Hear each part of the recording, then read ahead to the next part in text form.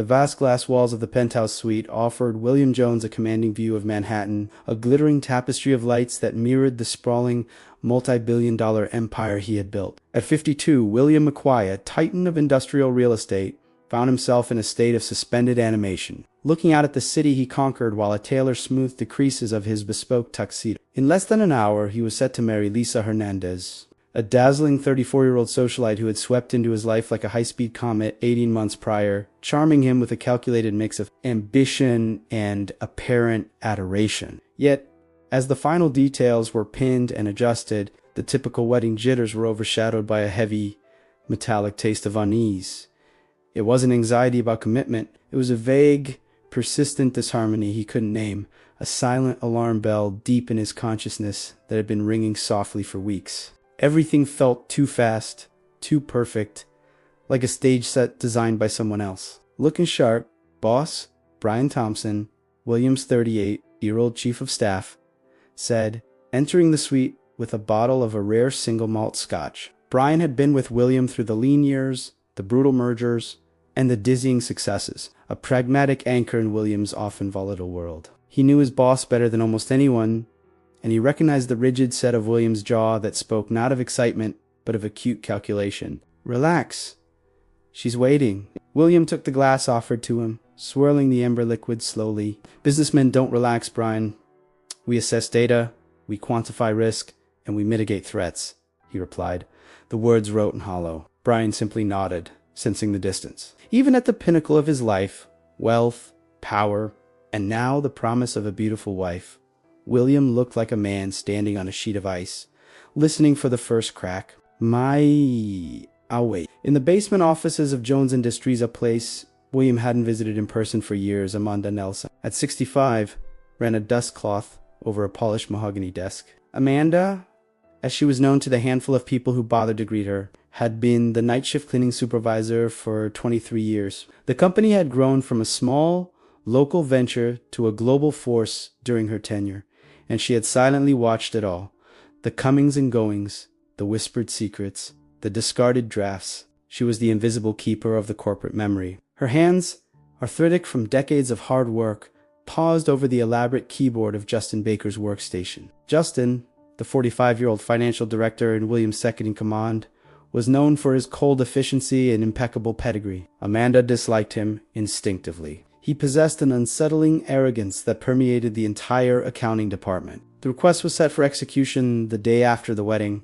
Amanda had pieced the paper fragments together at home, her heart pounding a frantic rhythm against her ribs. The transaction was for a staggering some $40 million then, the documentation seemed to indicate. A shell company she recognized from a past, long-forgotten audit memo William himself had once discarded. It was too big, too complex, and too suspiciously timed to be benign. She even tried sending an anonymous email to William's personal account, a system she knew he rarely checked. Her fear wasn't for the money, but for William, whom she saw as the ambitious, often lonely young man who had once brought her soup when she was sick. He was the only person in the entire organization who had ever truly seen her. Now, she held a fragile truth that could prevent catastrophe. Meanwhile, the secret's discovery had triggered a different kind of panic for Justin Baker and Lisa Hernandez. Their plan, conceived over 2 years of clandestine meetings, was perfectly executed.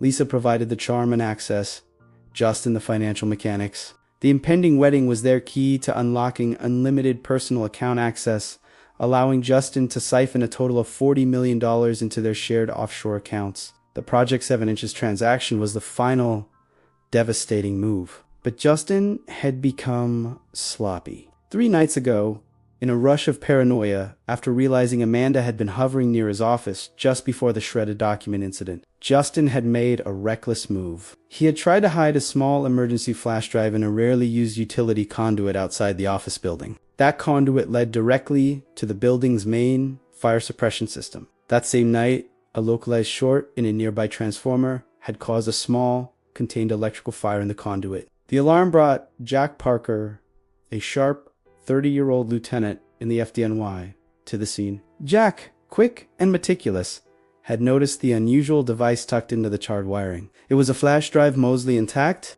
The moment Jack plugged the drive into his personal, secure laptop out of professional curiosity, a deluge of classified documents, financial ledgers, and encrypted messages unfolded before him. Baker was explosive, detailing the entire scheme, mocking William's naivety, and culminating in smug anticipation of the post-wedding bank transfer. Jack, a man whose life revolved around split-second decisions and unwavering ethical lines, was instantly consumed by the discovery he recognized Justin Baker's name. Justin was infamous in the community for shady deals, and Jack knew William Jones was a genuine pillar of the city, frequently donating to first responders and community funds. The information was too big to ignore. For the last 2 days, Jack had been running a parallel investigation, verifying the bank names and shell companies. Everything pointed to the wedding day as the point of no return. Jack, unable to reach William through security filter channels, now found himself driving his off-duty truck at breakneck speed towards the venue, the Belvedere. Manner evidence in hand, desperately hoping to arrive before the words that would legally bind William to financial ruin were spoken. The immense irony wasn't lost on him.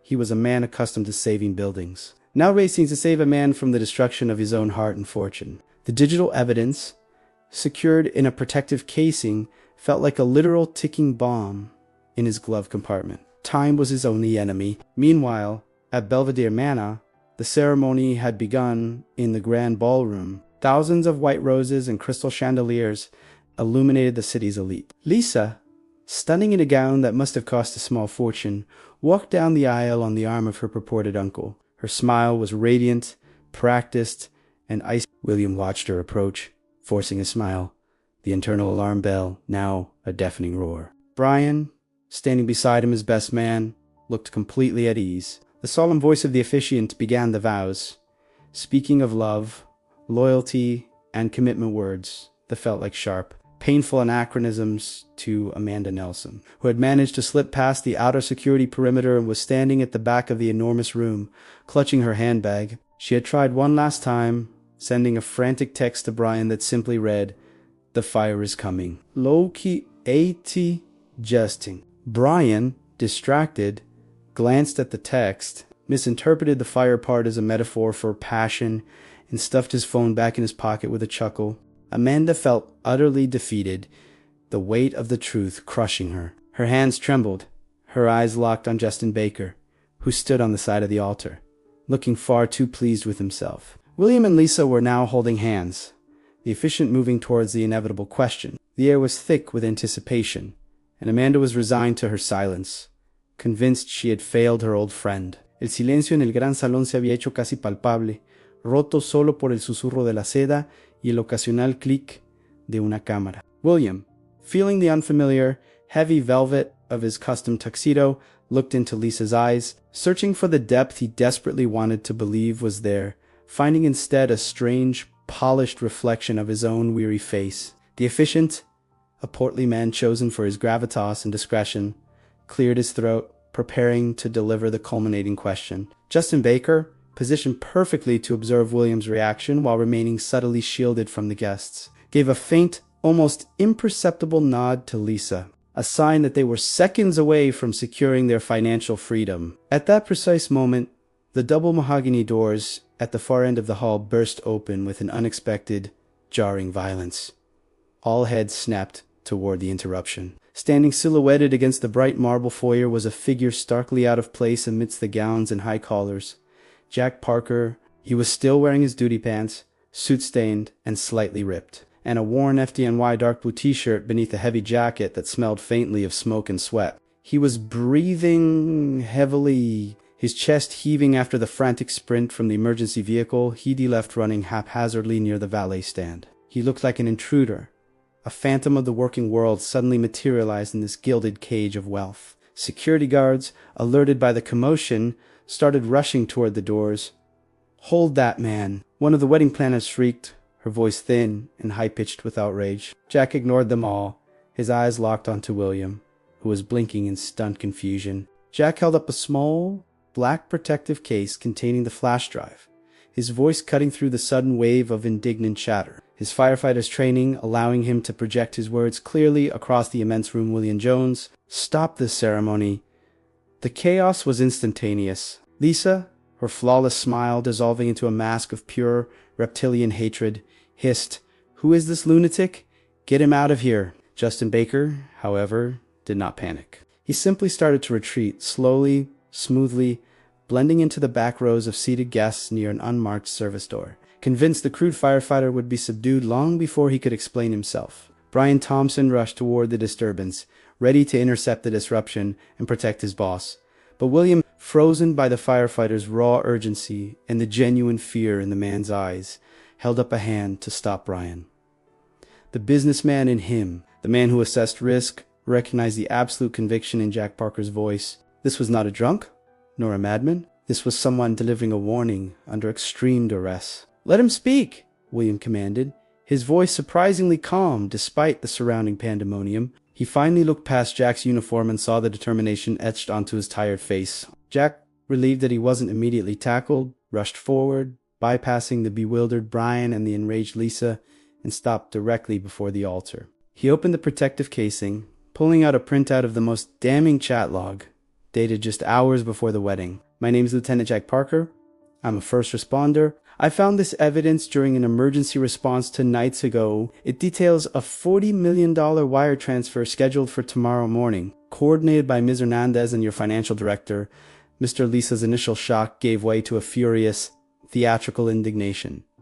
"This is absurd and absolute lie. William, darling, look at this man." She tried to play the role of the victim, reaching for William's arm, her eyes flooding with what she hoped looked like genuine tears. "He's doing this for fame, for money, or because he was paid by one of your competitors." Her words were designed to appeal to William's own class prejudices, to dismiss Jack based on appearance, but the mention of Justin Baker struck a nerve. William hadn't even noticed Justin's absence from the altar until that moment. William asked Brian, his voice low and dangerous. Brian, pale, and finally registering the true meaning of Amanda's cryptic text message, immediately looked around.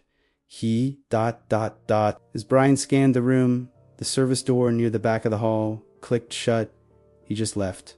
"Boss." That was all the confirmation William needed. The calculated retreat spoke louder than Lisa's theatrical tears. William gently, but firmly, released his hand from Lisa's grip, stepping back. "Hernandez, the old fool is signing the papers. Jay, the account is set. Baker, perfect timing. Enjoy retirement." L, the revelation shattered the remaining decorum. Lisa, seeing the evidence solidify William's suspicions, dropped the facade entirely, her face twisted into a snarl of pure malice, all charm eradicated. "Fine. You want the truth, old man?" "Yes, it's true. Did you honestly think a woman like me wanted your tired, predictable routine? It was always about the $500 million you're worth, not the wrinkled face. Justin and I deserve this." Her cruel words echoed in the profound silence of the hall. The realization was a physical blow to William, far worse than any financial loss.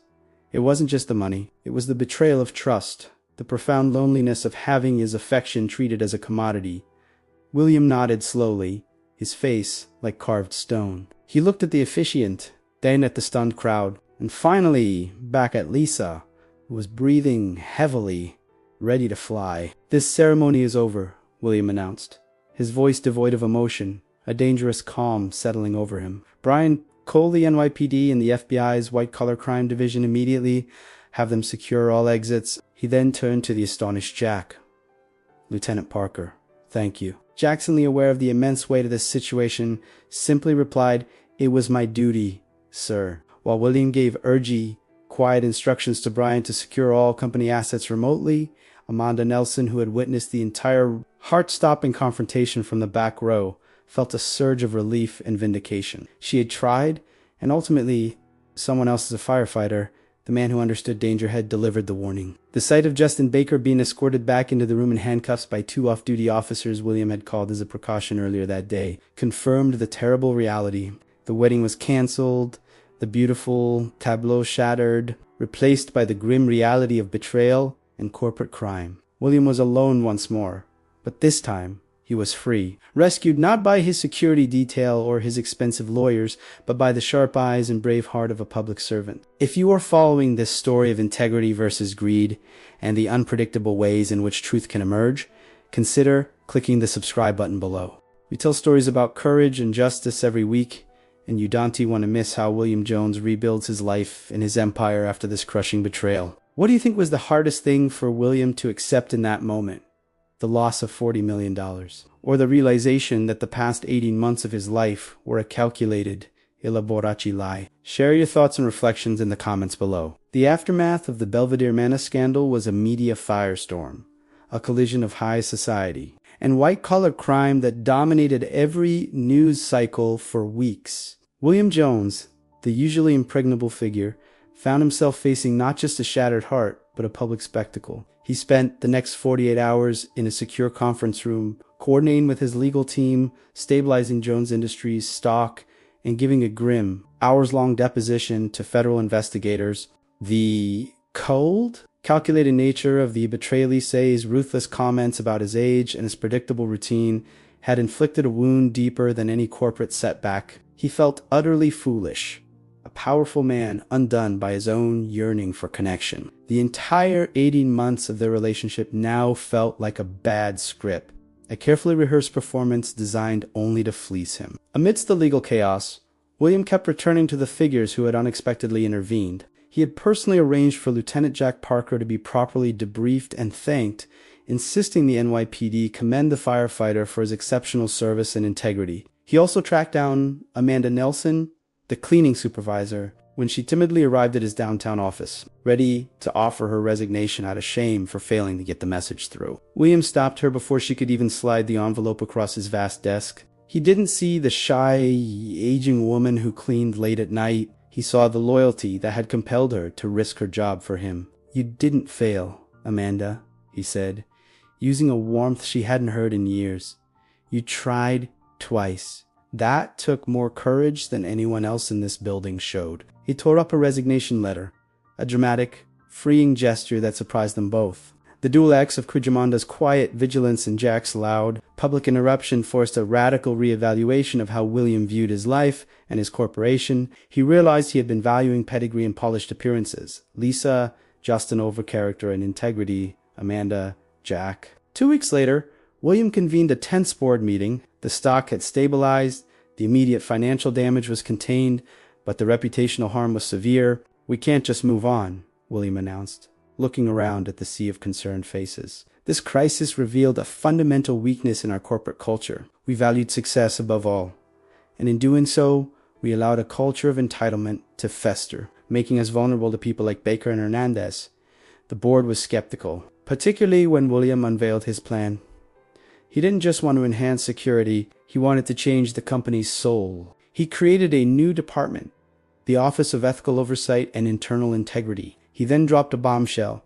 He was naming Amanda Nelson as its first director. There was stunned silence, followed by an angry, collective gasp from the long-standing executive team. "William, with all due respect, she's a night supervisor, not a director," protested one of the oldest board members, Mr. Hamilton. William's reply was cold and definitive, echoing the brutal honesty Lisa had forced upon him. Justin Baker had an MBA from Harvard and 2 decades of experience, and he was moments away from stealing $40 million. Amanda has 23 years of unblemished, quiet loyalty and the moral compass none of us, myself included, remembered we possessed. I am done trusting only credentials. Her role is to ensure every action we take aligns with our stated values. Amanda, though terrified, accepted the challenge. She quickly demonstrated an astonishing capacity for organization, a deep, intuitive understanding of the company's operational weaknesses, and an uncanny ability to read people honed by decades of silent observation. Her office, once a cleaning supply closet, became a sanctuary for whistleblowers and a genuine force for change. She initiated the Jones Pathways program, an internal system designed to identify and mentor overlooked talent across all non-executive departments. Security, logistics recognizing that value and vision, often reside in the least visible places. Meanwhile, William dedicated himself to repairing the personal damage, particularly his relationship with Jack Parker. He felt a powerful, almost fraternal bond with the firefighter, a man who represented the integrity he yearned for. He started funding a private nonprofit Jack was spearheading, aimed at providing mental health resources to first responders dealing with burnout and trauma. Jack, for his part, maintained his distance, refusing any personal gifts or financial reward, but accepted William's offer to consult in the nonprofit's growth, acknowledging that William's business acumen could amplify their mission. Their interactions, initially formal, evolved into a rare, genuine friendship built on mutual respect and shared ethical ground. The legal proceedings dragged on. The trial against Lisa Hernandez and Justin Baker became a national spectacle. The most devastating testimony was provided by Jack Parker, whose calm, meticulous explanation of the digital evidence was irrefutable. William testified with a controlled sorrow, detailing the personal cost of the deceit. Amanda, called as a key character witness, spoke eloquently not only about the attempted fraud, but about the subsequent moral transformation of Jones Industries, effectively turning the trial into a testament to personal and corporate redemption. The jury returned a guilty verdict on all counts. Justin Baker received a 7-year sentence for the financial orchestration, and Lisa Hernandez, due to her central role in the scheme and the egregious nature of the personal betrayal, was sentenced to 5 years. The culmination of the trial, while satisfying, left William feeling empty. True justice, he realized, wasn't about the conviction. It was about the change it provoked. He looked at Amanda, who was now expertly leading a corporate ethics workshop, and at Jack, who had just secured a major public grant for his nonprofit. William understood his own role had shifted. He wasn't just a builder of buildings, but a builder of culture, thanks to the lessons learned from a sudden, violent interruption. Thank you for watching this story of transformation, integrity, and the power of doing the right thing. If you are new here and this story resonated with you, consider joining our community by signing up. We welcome you warmly. Where in the world are you watching this story unfold? Share your city in the comments below. Did you enjoy the video? What is the most important lesson you learned from William, Amanda, or Jack about integrity?